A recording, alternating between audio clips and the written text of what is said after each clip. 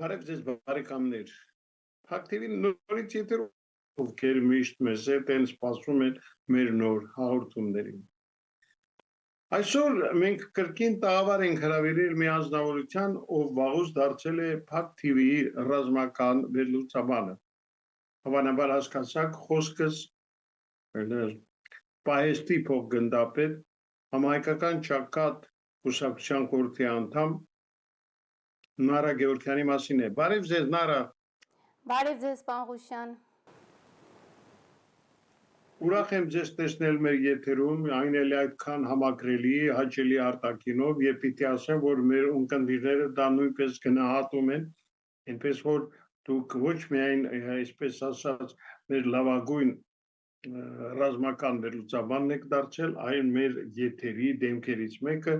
ում միշտ հաճելի է տեսնել ու լսելը։ Այնպես որ սկսենք մեր զրույցը, դե ես ուզում եմ մի ցավոտ հարցով սկսենք, քանի որ հարցեր մենք ստանում ենք նաև մեր ունկնդիրներից, ովքեր արդեն գիտեն, որ դուք բարբերաբար մեզ մոտ հյուրընկալվելու եք, հարցերը ուղղում են մեզ եւ ես էլ այդ հարցերը փորձեմ հաղորդել ձեզ։ Այսպիսի մի հարց Պաշտպանության նախարարության տրանսպորտի վիճակին է մասին է խոսում, ասում է, որ դեռ 92 թվականից այն ծառայում էր Պաշտպանության նախարարության աշխատակիցներին, բայց այսօր կարծես դրա կարիքը չեն զգում։ Ինչով եք բացատրում։ Այո, պարոն Ղուշյան, բանակի կազմավորման օրվանից տարբեր ուղղություններով ավտոբուսները աշխատել են, ծառայել են զինծառայողների համար, քանի որ այն ժամանակ Պաշտպանության նախարարությունը գտնվում էր այդ աշտարակի խճուղու վրա, քաղաքից եկող զինծառայողներին տարբեր կետերից մոտ 5-6 ավտոբուս էր ժամանակին աշխատում։ Զինծառայողները գալիս էին ծառայության, հետո գործի ծառայության ավարտին հետ էին գնում։ Այս ուսուցչուհին որոշել է, որպեսզի այդ ավտոբուսները ավելորդեն եւ կարան զինծառայողները իրենց մեքենաներով կամ իրենց այսպես ասած խոդով գան հասնեն ծառայության եւ յուրաքանչյուր զինծառայող ամսական 15-ից 20 հազար հավաքում են եւ ամեն այդ ուղությունների ինչ որ վարորդներ են վարձել, այդ ուղություններով վարորդները բերում են իրենց ծառայության հետ են տանում։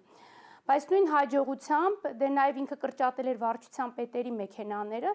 նույն հաջողությամբ ինքը իր մի երկու իրապես տենց ոչ կոմպետենտ ծառայության պետեր, քարտուղարության պետը կարող են ջիպերով ման գան, ընդ որում օպերատիվ համարներով, կրելով օպերատիվ համարներ։ Մեկը հələ հարց տա, այդ քարտուղարության պետը իրենից ինչ է ներկայացնում, որ նա պետքա օպերատիվ համարներով գնա ծառայության գա, անգամ բանակում չծառայածը, ոնց որ մնացածն են։ Եվ զինծառայողները պետք է ամիսը 15-ից 20 հազար իրենց գրպանից հանեն վճարեն, որպեսզի ավտոբուս վարձեն։ Այսինքն այսքան տարի նախարարները այդքան խելք չեն ունեցել, քան սա, որպեսզի ժողովրդին այդ տրանսպորտը տրամադրել են։ Պատկերացնում եք, Քասախից եկող ունենք, զինծառայողներ կան, որ Քասախից գալիս են եւ ոնց եք կարծում, Քասախից Բագրևանդ այդ մարդիկ ինչքան տրանսպորտ, քանի տրանսպորտ պետքա փոխեն եւ քանի ժամ առաջ պետքա տանից դուրս գան, անգամ ձմեռով, որպեսզի հասնեն ծառայության։ Ծառայության անցագրայինն էլ ընդ են սարքել,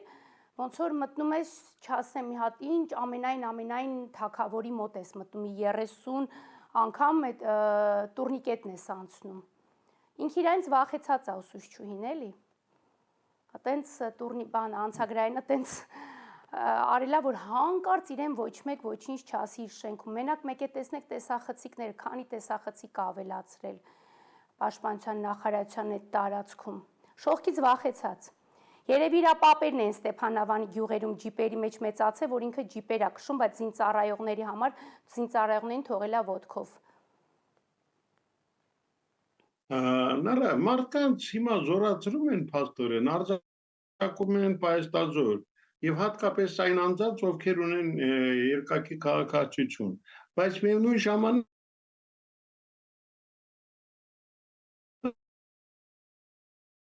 պես ունեն երկակացություն, բայց նրանց կարծես այդ ամենը չի վերաբերվում։ Սա ինչով կարող եք բացատրել։ Այո, մի որոշ ժամանակ անց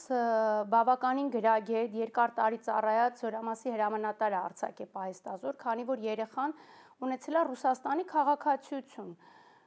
Եթե երկիրը ընդունել է երկխաղաքացիությունը, դա նորմալ է, բայց ես ձեզ ասեմ,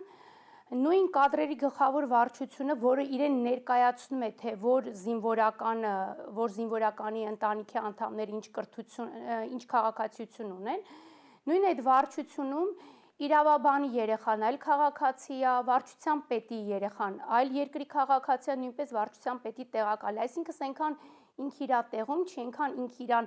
իրան կարողանում են խաբել, որ իր քթի տակ խաբում են իրեն, որպեսզի զինծառայողներ երեխեք այլ քաղաքացիություն, բայց ինչ որ մի երկար տարվա Զորամասի հրամանատար, որը գիտակ է եւ փորձ ունի եւ անցած ճանապարհ ունի, այդ Զորամասի հրամանատարին արձակում է պահեստազոր։ Ես մի հարց եմ ուզում ձեզ տալ։ Զինկոմիսարիատները մեզ գրում են, որ լծվել են, այսպես համալրվել են ոստիկաններով։ Սա ինչ հետևանքներ կարող է ունենալ։ Այո, շատ տխուր է զինկոմիսարիատների վիճակը, որովհետև կադրերի գծով փոխնախարարը Սարգսյան Արմանը բոլոր այն զինվորականներ, ովքեր ծառայում են զինկոմիսարիատներում եւ 3 ու ավել տարի ծառայության ստաժ ունեն, բոլորին կանչում են, ինչ որ մի այլ պաշտոններ են առաջարկում, ցածր պաշտոններ, մարդիկ է ստիպված չհամաձայնվելով զեկուցագիր են ներկայացնում, արձակվում են պահեստազոր ու ինքը բերում է համալրում է ոստիկաններով, անգրագետ ոստիկաններով, որոնք բացարձակ գործին տեղյակ չեն, եւ սա գիտեք ինչ է, զինկոմիսարիատներում պահվում է պահեստազոր արձակված բոլոր զինծառայողների անձնական գործերը։ Եվ դու չգիտես սա ինչով կարող է վերջանալ, ինչ հետևանք կարող է ունենալ, էլի։ Երբևիցե ոչ մի նախարարի օրոք չի եղել, որպեսզի ոստիկանության համակարգից տեղափոխվեն պաշտպանության նախարարություն։ Երևի հատուկենտ դեպքեր են եղել, հատուկենտ, որ ոստիկանությունից տեղափոխվեն ՊՆ։ Հիմա ամբողջ ՊՆ-ն դարձել է ոստիկանական համակարգ։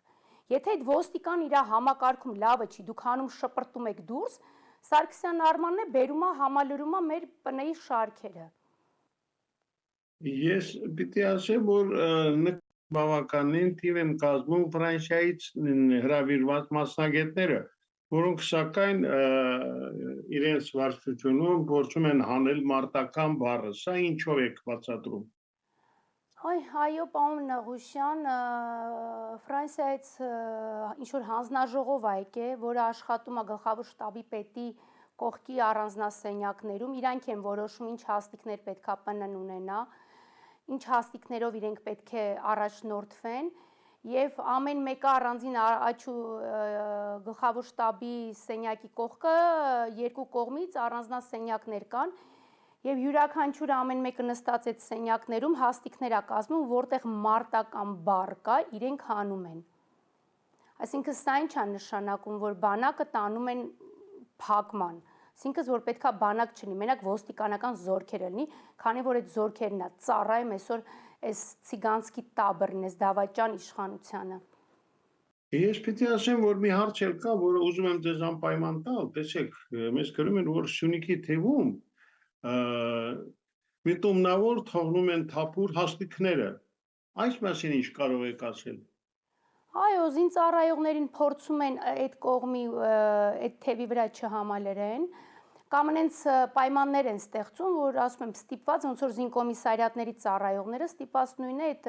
կորպուսի թևի զինծառայողները դուրս են գալի, կամ այնց հաստիկներ են ստեղծել, սրանք իրանց գլխուն այնց հաստիկներ են ստեղծել, որ ոչ մի իրեն հարգող սպա չի գնա, չի նշանակվի այդ հաստիկներին, ստիպված ջարահայտյալ այդ հաստիկները թափուր են դառնում, իրենք է միտումնավոր այդ թևը թափուր են թողում հաստիկները։ Նարը ասացեք խնդրեմ, շատ են քրեական գործերը գեներալիտետի վրա այսպես կարված։ Իհարկե շատ են, մի քանի օր առաջ մեր առաջնորդն էլ իր բնագից հաղորդման մեջ ասեց, որ գեներալիտետներին դատում են, տանում են 3 տարի նստացնում են եւ հետո բաց են թողում ինչ-որ այդ նկարչության արած քրեական գործերով, եւս հիմա վարչության պետք կա, չբարձրաձայնեմ, որի վրա քրեական գործ են հարուցել, որը ընդհանրապես կապ չունի ոչ այդ զինամթերքի հետ կամ գնման հետ եւ այլն, բայց ստիպում են այդ անձին, որ ասում են դու պետքա գաս ասես, որ դա լավն է կամ վատն է, անձ, որը ընդհանրապես կապ չունի, ոչ գնելուց է տեղյակ եղել, ոչ բերելուց է տեղյակ եղել, բայց ստիպված փորձում են ճնշման ներքո, փորձում են, որ գեներալների վրա իհարկե ոչ դավաճանությամբ ստացած գեներալների մասին եմ խոսում, այլ այսպես ասած վաստակած գեներալների մասին եմ ասում, որոնց վրա փորձում են քրեական գործեր նկարել։ Իրանց մոտ նկարչությունը ոնց որ ստացվում է։ Ես պիտի ասեմ, որ Նարա, մի այսպիսի հարց էլ կա, ինչը շատ ուզում եմ ձեզ անպայման տալ, տեսեք, փաստորեն Արցախի հանձնումը արվել է այսօրվա այս իրավիճակի համար եւ շատերը այն համարում են դավադիր քայլ նաեւ Իրանի հանդեպ։ Համամիտ եք։ Այո, համամիտ ենք, եթե չեմ սխալվում, ձեր նախավերջի հաղորդման մեջ ասեցի, երբ գեներալը զանգել էր պաշտպանության բանակի այդ ժամանակվա նախարար գեներալ Վարդանյան Կամոյին, որպեսզի ասեր մեկ օր ընդամենը դիմացեք, մեկ օր հետո ամեն ինչ լավ կլինի եւ Արցախը չեք հանձնի։ Նույն այդ Վարդանյան Կամոն ինձ էր զանգահարել, բա գիտեք, ասեք թող Կարապետյան ինձ չզանգի, ինձի ծառայությունից կհեռացնեն, այսինքն ինքը համաձայնվեց դրան, զենքերը թողեց, անձնական գործերը թողեց, բայց չգիտես ինչի քրեական գործերը տեղափոխեցին բոլորս տեղ Երևան, բայց կարևորները զինծառայողների անձնական գործերը թողեցին ադրբեջանցիներին եւ դուրս եկան։ Եվ այսօր ինքը հանդիսանում է ուսուցչուհու խորհրդական, թե օգնական, չգիտեմ։ Այդ մարդը, այսինքն իրանք, այո, միտում եմ տեսնում, միտումնավոր թողել են եւ դուրս են եկել։ Եվ պատկերացնում եք, այնքան է վախը մեջ եղել, որ չի կարողացել այն անձը, որ իրան նշանակել է այդ պաշտոնի, խոսքը Կարապետյանի մասին է, վերցնի հեռախոսը, թեկուզ ինքը ասի, գիտեք ինչ, պարոն գեներալ, որ հիմա դուք ինձ զանգում եք, գուցե ինձ սրանից ծառայությունից անեն, այդքան վախկոտ անձնավորությունն է եղել ու հանձնել է եկել է։ Ու այսօր շատ հանգիստ խղճով ինքը կարողանում է նստի ուսուցչուհու կողք ու ինչ որ խորհուրդներ տա։ Այն ռուսական կինո կա, չէ, «Как украсть миллион», լրիվ ինքը այդ խորհուրդները կարա տա։ Նարա, ձեզ որ լսեք, կարելի է մի շատ հետաքրքիր ֆիլմի սցենար գրել եւ կարծում եմ բավականին հետաքրքիր փաստեր այնտեղի այդ կգան։ Տեսեք, գլխավոր շտաբի որդին փաստորեն պատիվ ունեմ ծրագրով փորձում է դառնալ սպա։ Ինչու նա չի ուզում ընդունվել մեր, ասենք, ռազմական համալսարան։ Այ շատ լավ հարց տվեցիք։ Ուրեմն գլխավոր շտաբի պետը մի հատ տեղակալ ունի չմեծացած ու չկայացած գեներալ զինվորական կոչումով ամբողջ օրը այն ասում է վավսե կալա խոսում են որ բանակը բարեփոխումների մեջ է, բանակը ընտիր բարեփոխման է գնացել, բանակում ամեն ինչ բարձր է։ Եթե բանակում ամեն ինչ բարձր է, այդ դեպքում պարոն շտաբի պետ, ինչի քո տղան որպես ժամկետային զինծառայող չի զորակոչվել զինված ուժեր եւ գնալ որպես ժամկետային զինվորական ծառայեր։ Պատիվ ունեմ ծրագրով ընդունվել է բուհ, որի գումարը փոխանցում է պաշտպանության նախարարությունը։ Ամեն ուրբաթ շաբաթ իրեն գալիս են ռազմական ինստիտուտում դասընթացներ են անցնում։ Բուհը ավարտելուց հետո իրանք զորակոչվում են զինված ուժեր եւ սպաներ են դառնում։ Այսինքն արդեն որպես սպա 2 տարի ծառայում են եւ գնում են իրանց տուն։ Նույնը գշպետի տեղակալի որդին այսօր հայտնվել է Հունաստանում եւ սովորում է Հունաստանում։ Այդ ոնց է ձեր երեխեքը կարան գնան այտենց սովորեն, բայց մի հատ պատերազմներ անցած, ուղի ունեցող կամ բավականին երկար ծառայող սպաների երեխեք Հունաստան չեն սովորում, պատիվ ունեմով չեն սովորում, հենց իրանց երեխեքը, բա տարեք այդ ձեր բարեփոխված զինված ուժերում թող ձեր լակոտները ծառայեն, թող գնան որպես զինվոր հենց մեր հայկական բանակում ծառայեն։ Եվ ես ստեղ նաև կուզենամ անդրադառնամ, որ ռազմական ոստիկանությունը անօրինական գնում է մարդկանց տներն է նկարում, անօրինական ճանապարհով, բա թող գնա տեսնի, այդ ոնց են հայտնվում իրանց լակոտները այլտեղ սովորելու, թող մի հատ դրանք տեսնեն։ Ոչ թե մարդկանց տներ գնան, նկարեն ու չգիտես ինչեր կատարեն, էլի, նկարչություններ անեն։ որը իրանց ֆունկցիայի մեջ չի դա։ Ռազմական ոստիկանությունը քաղաքացիական անձանց հետ բացարձակ գործ չունի։ Այնքան են այդտեղ էլ համալրել ոստիկանական զորքերից, ամբողջ ռազմական ոստիկանությունն էլ է համալրված ոստիկանական զորքերից։ Սարգսյան Արմանը ասում են, որտեղ դուրս պրծած զինվորական չէ, զորքերից միլիցիա կա, տեղափոխում է համակարգ, ՊՆ-ն է տեղափոխում։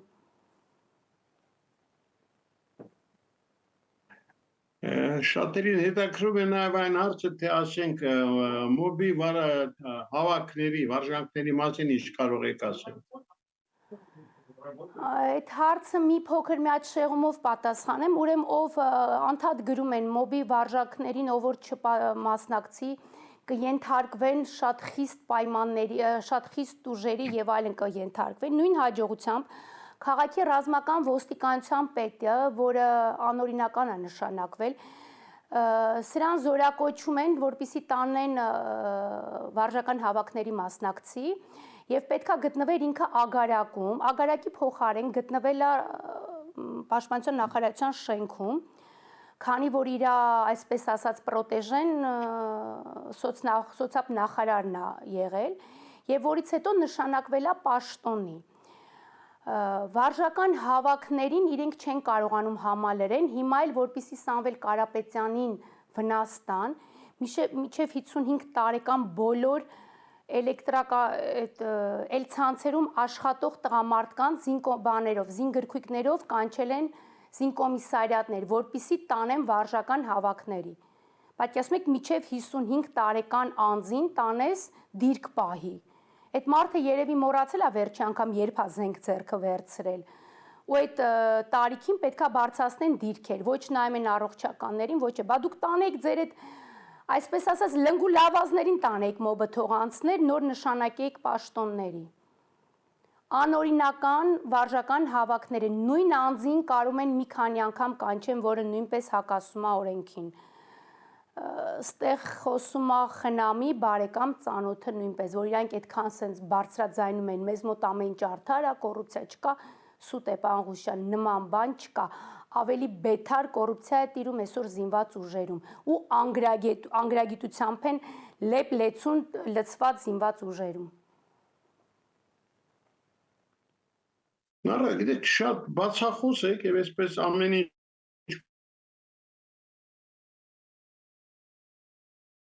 Յորել ձեզ հանկարծ այսպես առավանգել։ Ես ասել եմ, չէ, ամեն ինչը ունի եւ սկիզբ եւ ավարտ։ Ավելին ասեմ, ամբողջ սոցցանցերում լուսանկար է գցած Պաշտպանության նախարարի, որ դիմահարդարման ինչ որ ձևեր է ինչ որ մեկին բացատրում։ Պատկերացնում եք, եւ ինքը ներկայացնում է զինված ուժերի ղեկավար է ներկայացնում։ Բա կողքի երկրում պատերազմ է գնում, խոսքս Իրանի մասին է։ Ինքը ստեղ հայտարարում է զորակոչին բարի եւ երկի մրցույթ է հայտարարում։ Եվ ազգային ժողովում նստած դիմահարդարման ինչ որ պրոցեսներ է անում։ Կողքի նայողը չի ասելու, սա է սրանց պաշտպանության նախարարը, սրանցից ինչ բանակ ուզենք մենք։ Երբ ուզենանք կարանք մտնենք ու դուրս գանք։ Ես պարոն Ղուշյանի այդքան ծառայության ընթացքում երբևիցե նման ինչ-որ կատեգորիա չեմ տեսել, էլի, նման նախարար մենք չենք ունեցել։ Լավն են եղել, վատն են եղել, բայց նմանատիպ չեն եղել։ Չգիտես իրենց ոնց դիմես, ուհիով դիմես, պարոն թե պարոնուհի դիմես, իր ամբողջ այդ Իրանով, տեղակալներով, վարչության, ոչ բոլոր, վարչության պետերով, գլխավոր շտաբի պետով իր տեղակալով, չգիտես ոնց դիմես դրանց։ Եվ ինքը ասում եմ, ամբողջ համացանցում գցել են, որ Պաշտպանության նախարարությունը տարածել է մրցույթ է հայտարարել բարի եւ երկի վերաբերյալ։ Ռազմական ինստիտուտում թազա օրենք են հանել, քանի որ տեղի պետն էլ միջև այդ պիսր է ծառայել, որպես թուղթ գրող ջնջող, թուղթ տանող բերող է ծառայել եւ պատերազմից փախած է եղել։ Թազա օրենք են հանել, որպեսզի աղջիկներ զորակոչեն եւ Պաշտպանության նախարարության սայթի մեջ, իրենց սայթի մեջ աղջիկա լուսանկար է գցած, որը մազերը սենց այդ գլխարկից դուրս եկացած չգիտես դա զինվորականի կեցվածքա թե ինչա։ Միջև այսօր ոչ մեկ չի կարողացել որոշի, որ պետք է աղջիկները զորակոչվեն ռազմական ինստիտուտում եւ դառնան կուրսանտներ։ Մենակ սա եկավ ու որոշեց, որ պետք է այտենց լինի։ Դա էլ է դրսի ծրագիր է, որը իրենք ղեկավարում են դրսի ծրագրով, ինչպես նաեւ հայրենյաց պաշտպանն է դրսի ծրագիր, որpիսի պոստերը դատարկվի, պոստեր զինվորականներ չգնան։ Սա Սորոսի ծրագրերն է, որը կատարում է ուսուցչին գլուխը կախ, ոնց վարչապետը գնաց Թուրքիայում գլուխը կախեց, նույնպես ինքը գլուխը կախ կատարում է բոլոր դրսի հրամանները։ Դե նրա հուսանք, որ այնուամենայնիվ, ինչպես իմ ու ձեր լավ բարեկամ Արշակ Կարապետյանն է ասում, վաղվա օրը այնուամենայնիվ մեզ համար լավ է լինելու եւ մենք անպայման հաղթելու ենք։ Այսինքն վերջ կտրվի այն ամենին, ինչը անօրինական է եւ ինչի այդպես չի կարող շարունակվել։ Այո, լավ է լինելու, մենք հաղթելու ենք, պարոն Ղուշյան, եւ այս տաբռին պետքա տաս ժողովրդի ձեռքը ու ասես դե գնացեք վայելեք այդ ձեր դավաճանական ամեն ինչը։ Պետք է իրանց ժողովրդին տաս, ժողովրդի դատաստանին պետք է տաս։ Առաջինը ուսուցչուհուց բռնած, նո իհարկե վարչապետը դա առանձին թեմա է, բայց ինձ առաջինը ուսուցչուն, որ բանակը այսենց քանդեց։ Իդեպ ասեմ շատ լավ ռոլիկ էր տարածված, որ 21 թվականին, երբ Կարապետյանը պաշտպանության նախարար էր, կրակելու հրաման էր տվել բոլոր դիրքերում, բոլոր զորքերում, եւ սա եկավ նշանակվեց 21-ի նոյեմբերի ծեսկում չկրակելու հրաման։ Ոչ մեկին չի թույլատրվում կրակելու հրաման տա, խոսքը Զորամասի հրամանատար շտաբի պետերի մասին է։ Իդեպ ասեմ անցյալ իմ հաղորդումից հետո, որ ատեստավորման հետ կապված բան է խոսել եւ ասել է, որ ոչ լիարժեք ատեստավորում, ինչ որ մի զինվորականի բերել էին, սենց նկարահանել են, գցել են իրանց զինված ուժերի սայթում, ես ատեստավորվել եմ եւ ստանում եմ այսքան գումար։ Մի խեղճի գտել են, բերել էին, նկարել էին։ Այդքան իրանք տենց իրենցից վախեցած են, որ փորձում են ժողովրդի աչքին սենց փոշի փչեն, որ ասեն տեսեք, մեր ատեստավորումները տեղին է գնում, կոռուպցիա չկա տեղ։ Եղավ նրա, շնորհակալ եմ այսօրվա համար։ Ես կարծում եմ լինել Փակ TV-ի ռազմական վերլուծաբան ձեզ համար էլ պատվաբեր է եւ մենք ձեզ հետ այս սկզբունքով շարունակելու ենք համագործակցել։ Այո, միանշանակ միջև վերջ գնալու ենք եւ հաղթելու ենք եւ հույսով եմ ասել եմ, կասեմ, это не за горами, победа не за горами։ Շնորհակալություն, սիրելի բարեկամներ, Պահեստազորի փոխգնդապետ համայնքական ճակատ Հուսեփչյան խորհրդի անդամ Նայրա Գևորգյանն էր մեր տաղավարում, այն հրաշալի անձնավորությունը, ով հաջողով ստանձնել է նաեւ Փակ TV-ի ռազմական վերլուծաբանի պարտականությունը։ Այսօր այսքանը, ցտեսություն։